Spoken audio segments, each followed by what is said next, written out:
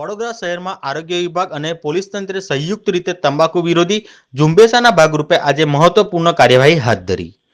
મહારાજા સયાજીરાવ યુનિવર્સિટીના વિવિધ કેન્ટીન તેમજ સમરસ ગર્લ્સ હોસ્ટેલના કેન્ટીનમાં આરોગ્ય વિભાગની ટીમ દ્વારા અચાનક ચેકિંગ કરવામાં આવ્યું. ચેકિંગ દરમિયાન તંબાકુની વિકૃતતાઓ અને તંબાકુનો ઉપયોગ થતા હોવાની શંકા અંગે તપાસ હાથ ધરવામાં આવી. આ અભિયાન અંતર્ગત તંબાકુ નિયંત્રણ અધિનિયમ 2003 મુજબ અમલ કાર્યવાહી કરવામાં આવી હતી.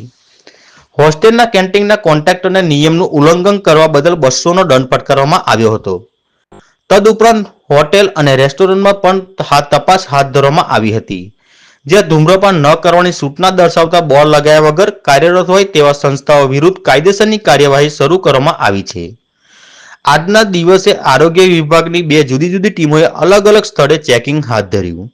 એક ટીમે MS યુનિવર્સિટીમાં અને બીજી ટીમે કારેલીબાગ વિસ્તારમાં આવેલા સ્કૂલોની આજુબાજુ તંબાકુના વેચાણ તેમજ ઉપયોગ અંગે ચેકિંગ કર્યું.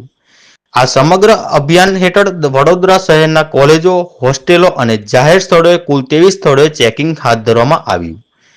આ તવાઈથી સ્પષ્ટ સંદેશો મળે છે કે તંબાકુ પ્રતિબંધક કાયદાનો અમલ કડક રીતે કરવામાં આવશે અને નિયમનો ભંગ કરનારા સામે જરૂરિયાત મુજબ કાયદેસર પગલાં લેવામાં આવશે.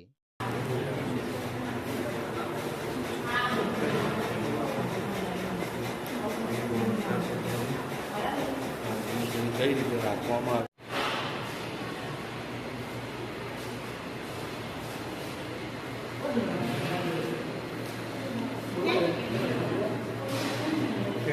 ખાસ કરીને એમએસની જે પોલિટેકનિકની જે સમરસ હોસ્ટેલ છે તેમાં તેમજ અન્ય જે હોસ્ટેલો અથવા મેસો છે એમાં ખાસ કરીને ટોબેકો એક્ટ અન્વયે જે બોર્ડ લગાવવાના બોર્ડ નહીં લગાવ્યા નિયમ મુજબના દંડની કાર્યવાહી કરવામાં આવશે. હા, બોર્ડ એટલે જે ગવર્મેન્ટે જે પ્રિસ્ક્રાઇબ કરેલું છે કાયદા મુજબ બોર્ડ નહોતું એટલે 200 રૂપિયા પેનલ્ટી લીધી. હા, 200 રૂપિયા મેક્સિમમ છે. અત્યારે બે ટીમ છે. એક ટીમ કારેલીબાગની સ્કૂલની આસપાસ છે, બીજી ટીમ અત્યારે અહીંયા છે અને એમએસની તમામ કેન્ટીનોમાં હોલમાં ચેકિંગની કામગીરી હતી.